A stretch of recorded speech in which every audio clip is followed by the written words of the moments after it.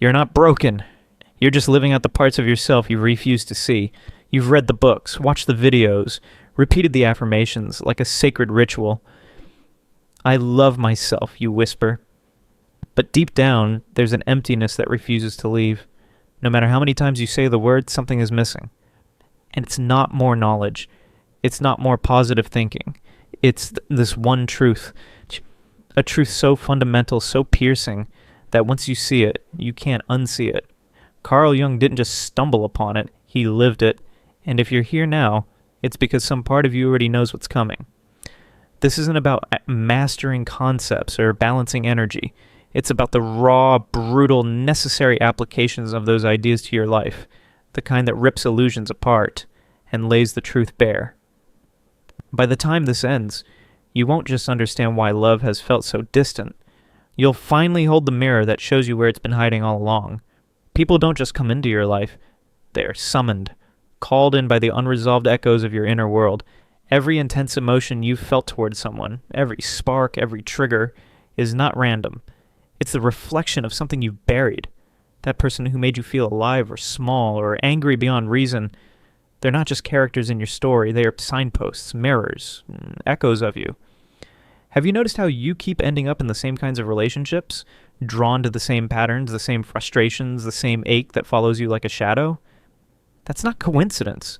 That's your unconscious crying out for healing. The people who stir something deep inside you are not messengers, not mistakes. They reveal the places in you that are still at war. Think of the last person who left a mark on you. What was it about them? Their confidence, their chaos, their coldness. Now ask yourself, what if that very thing is the part of you you've refused to embrace? What if you're not triggered by them, but by your own reflection? You might admire someone's freedom because your life feels like a cage. You might resent someone's arrogance because you've never made peace with your own desire to shine. We attract what we fear. We repel what we deny. But every attraction, every repulsion is a clue. If you're brave enough to follow it, it'll lead you to the parts of yourself that you've kept hidden, even from your own eyes. The truth is, your most challenging relationships are your greatest teachers. The ones who frustrate you to your core, they're sacred, because they hold the key to the parts of you that are waiting to be seen, accepted, and finally loved. They are not here by accident. They were never here by accident. They are here because you called them, because your soul is ready. You're not just a mirror for others. They are mirrors for you. And when you grasp this, your entire view of conflict and connection shifts. The moment someone lashes out at you, what if you didn't react? What if you paused and realized they're not fighting you? They're fighting the version of themselves that you see in you. And instead of defending, you understand. Healing begins the moment you stop pointing outward and start turning inward. When you no longer ask, why are they doing this to me? But instead ask, what are they showing me about myself? That's where a transformation lives. But don't expect fireworks overnight. This isn't instant. This is sacred, slow work. Start by watching your reactions. Study them like you would a mystery. With curiosity, not shame. When someone stirs something in you, pause. Don't run. Don't suppress. Get close. Because in that trigger is treasure. It's the map to your healing. And something wild begins to happen. The very people who used to knock you off center suddenly don't. The emotional charge fades. The drama dissolves. And without even trying, the quality of your relationships changes. Because you're no longer choosing from your wounds. You're choosing from your wholeness. When you begin to accept all of who you are, the messy, the powerful, the shadowed, and the shining, you stop searching for completion in someone else. You become complete. And when two whole people meet, love isn't about fixing or filling. It becomes a sanctuary for growth. But here's the deepest truth. The very part of you that you've rejected is the one sabotaging your love. That self you hide. The jealous one, the proud one, the fragile one. It doesn't disappear. It waits. And until you embrace it, it will continue to show up in those people you meet over and over again, not to punish you, but to wake you up.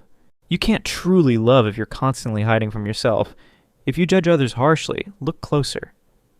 That judgment is a mirror. That quality you hate, it's living somewhere in you, begging to be seen. And when you finally look, you'll find that your shadow isn't just filled with shame and weakness. It's filled with brilliance. With gifts you've never allowed yourself to claim, everything you've disowned about yourself fragments you. It creates invisible walls between you and the connection you crave. But the moment you say yes to all of it, you stop needing others to complete you. You become the source. And from that place, love finds you effortlessly. You don't find wholeness in others, you find it in the mirror. And only when you accept what's been hiding in the dark can you finally stand in the light, fully, unapologetically, and free. There's a hidden part of yourself that shows up quietly, even in the people you're drawn to. It's like an invisible thread pulling you toward those who express what you've locked away inside. When you find yourself irresistibly drawn to someone with a strong, commanding presence, it's worth asking if a part of you secretly longs to unleash that same power within. If you're always stepping into roles where you rescue others, maybe it's because deep down, you're seeking the care and attention you never fully received. Sometimes, relationships unravel not because of big betrayals, but through subtle patterns, pushing people away before they leave, or resisting control so fiercely that even reasonable requests feel like threats. These aren't random mistakes. They're defense mechanisms built to protect parts of you that remain unacknowledged. Facing these shadows takes courage, because the first step is simply seeing them without blame. When you catch yourself reacting strongly to something in another, it's an invitation to look inward and ask, where does this live inside me? Integration means allowing those buried parts to breathe. If you've stifled your creativity, seek spaces where you can create without fear. If connection feels risky, let yourself be vulnerable with those you trust. Over time, what once sabotaged you can transform into your greatest strength. A powerful way to start is by writing a letter to that hidden part of yourself, acknowledging it, thanking it for trying to keep you safe, and inviting it to join you with kindness. This conversation with yourself can spark a deep healing. There's a beautiful paradox in this journey. By embracing your darkest corners, your light shines even brighter. Authenticity arises from accepting imperfection, and it's this authenticity that builds the richest connections. When two people come together, each whole with their light and shadow, they don't need each other to fill empty spaces.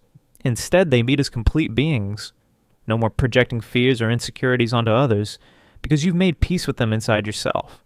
Relationships aren't just about feeling good. They are mirrors and classrooms where growth happens. Every disagreement, every moment of disappointment holds a lesson about who you are. Love becomes less about finding the perfect partner and more about discovering yourself. Patterns repeat until their wounds are healed. If abandonment haunts your history, you will keep meeting people who leave until you mend that part inside. If safety feels elusive, you will chase after people who promise security, seeking a peace you must first create within. Love's true gift is transformation, not just happiness. It reveals fears, defenses, and desires we often hide from ourselves. It's not about finding the right person, but becoming the kind of person who can love fully and fearlessly. When conflict arises, the real question isn't about who's right. It's what this moment teaches you about yourself. Maybe a small irritation points to a buried insecurity, or a need to control masks a deeper fear. These insights, while uncomfortable, are treasures on the path of growth. Your attractions act like maps, guiding you toward the parts of yourself still waiting to be known. If freedom in someone else captures your admiration, perhaps your own freedom longs to break free. If another's creativity fascinates you, maybe the artist inside you is ready to emerge. Heartbreak, painful as it is, opens the door to growth. When a relationship ends, you face a choice. Blame the other and repeat old patterns, or turn inward and ask what lessons are hidden here. The difference shapes whether you grow bitter or wiser. Mature love doesn't demand perfection in the other. It seeks shared growth. A relationship built on this truth embraces every challenge as a chance to heal, expand, and evolve together. Ironically, happiness deepens when you stop chasing flawless moments or ideal partners. Fulfillment grows from the journey of knowing yourself more intimately, reflected in the eyes of another. This shift begins when you stop saying, I always pick the wrong person, and start wondering, what am I really choosing? This change restores your power. You're no longer a victim of fate or others' choices. You become the conscious creator of your love story. Embracing love as a path to self-growth takes courage, the bravery to face uncomfortable truths, question old beliefs, and release identities that no longer serve you. But the reward is immense. Authentic connections, deep self-awareness, and the freedom to love from a place of wholeness instead of need. Patterns in love aren't coincidences. They're messages from your subconscious calling for healing. If you keep finding yourself drawn to those who hurt you, it's a wound begging for attention. If validation feels like oxygen, it may be because you carry feelings of unworthiness. Today, you can begin to recognize these patterns and break the cycle. Only when you do will you create relationships that nourish, support, and truly reflect the person you are becoming. You keep drawing into your life relationships that leave you feeling empty, stuck in cycles you can't seem to break. These toxic patterns aren't random or a matter of bad luck. They're invisible loops playing out with exact precision, shaped by deep programming buried in your subconscious. You might change the faces, the names, the partners, but the story beneath remains the same. This programming often traces back to your earliest experiences, the lessons you absorbed about love as a child. If love felt conditional, tied to what you could do or how well you performed, you might find yourself endlessly chasing approval in your grown-up relationships. If affection came tangled with criticism, you might now feel oddly at home where conflict brews. The mind clings to what's familiar, even when it hurts. That feeling of safety in the known traps you in repeating the same emotional patterns over and over. Now, many leave one painful relationship only to stumble into another that feels uncannily alike. The way out begins with seeing these patterns clearly. Imagine watching your love life like a movie. What scenes replay? Do you always feel abandoned? Are you drawn to people who can't fully show up? Do you lose yourself when you're with someone? These aren't accidents. They're signals pointing to wounds beneath the surface. Every toxic dynamic hides a belief about yourself, quiet, invisible, yet powerful. If betrayal is a constant theme, maybe deep down you believe loyalty isn't meant for you. If control shows up again and again, perhaps you've silently accepted that you don't have the right to steer your own life. These beliefs act like magnets, pulling in experiences that prove them right. Neuroscience shows that these aren't just thoughts. They're hard-wired connections in your brain, carved out through years of repetition. Breaking free means more than wanting to change. It means rewiring your mind by creating new experiences, constantly choosing something different. Look for your triggers, those moments that spark outsized reactions. Maybe a late text from someone sets off a flood of panic, or an offhand remark digs up an old insecurity. These moments are cracks in your armor, revealing your tender places. Healing begins when you stop blaming others or circumstances, and instead own your role in these cycles. True power to change comes from responsibility, not victimhood. Addictions to toxic relationships leave marks in your body too. The rush, the tension, the false comfort. Learning to feel these signals lets you pause. Choose differently, break the autopilot. Setting boundaries becomes a radical act of self-love, drawing lines around who you are and what you won't accept. If you lose yourself in relationships, build rituals that keep you connected to your core. If narcissistic traits pull you in, then clarify what behaviors you refuse to tolerate. And these boundaries interrupt self-sabotage and open space for new ways of relating. Choosing something new will feel strange and uncomfortable at first. Calm, steady love might seem dull after the whirlwind of drama and intensity you're used to. But discomfort means your brain is forming new pathways, rewiring your approach to connection. This is a process, not a one-time fix.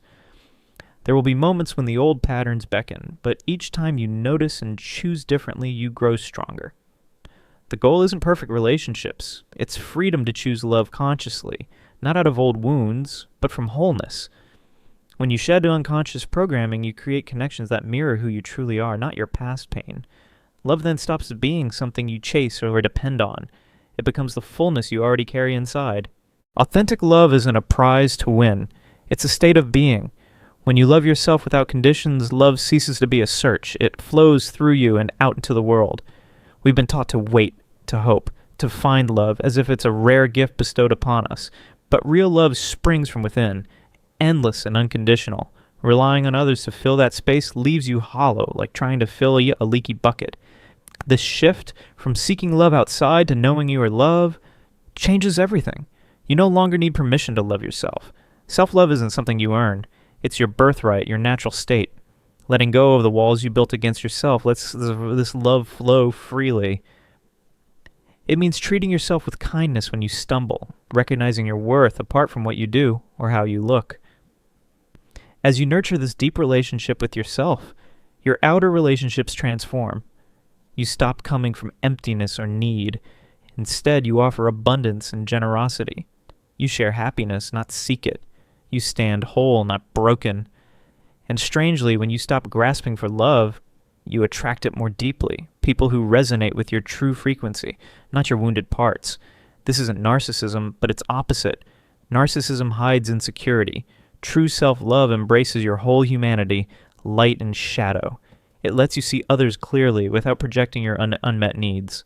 When tough emotions arise, fear, anger, shame, meet them with compassion instead of judgment. This acceptance shifts your inner world and ripples out to everything around you. Love is a practice, a daily choice, not a perfect state. Some days will be harder, old doubts creeping back, but each moment you choose kindness toward yourself, you deepen your capacity for love. The paradox is beautiful. The love you've been desperately searching for outside has been inside you all along, like a fish swimming in the ocean, unaware of the water around it. Your task isn't to find love, but to recognize it, to let it flow first to yourself, then naturally to the world. This is the secret shared by mystics and sages through the ages. Love isn't something you do. It's who you are. When you live this truth, every relationship, every encounter, every moment becomes an expression of that love within. No one will ever love you as deeply as you can love yourself. That is the key. When you grasp this, love stops at being a quest and becomes the very essence of your being.